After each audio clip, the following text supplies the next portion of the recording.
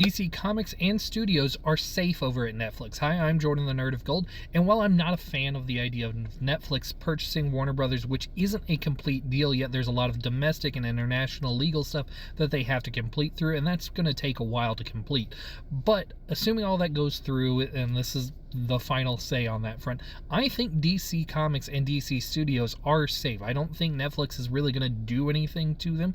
We may see like one less show a year out of DC Studios comparatively, compared to being just under Warner Brothers, but I think that's really the only major difference we're going to see. I think DC Comics is not going to see any major changes because Netflix already owns a comic book company, and that's Millar World from Mark Millar, or Miller.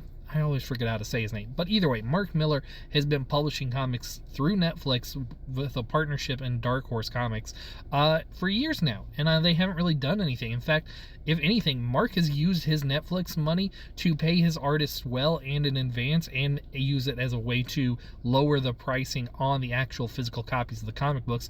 And he's been doing it well enough that people keep buying them. They keep working out. And to my knowledge, Netflix is still developing stuff from the Millar World comic book titles. If anything, the Millar books are going to be subsumed into DC's multiverse and become another part of their universe, like Earth M or whatever. I don't know whenever they're going to do on that front. And it's possible even Mark even gets a title over at DC Comics. That's the vision that I see as far as the future of Netflix affecting DC Comics directly. But yeah, again, I don't like the idea that Netflix is buying Warner Brothers in general, but I do think DC Comics and DC Studios, with what James Gunn is doing, is perfectly safe. I don't see any major changes. I don't see any advantages for Netflix to do anything on that front. So I think they're pretty safe.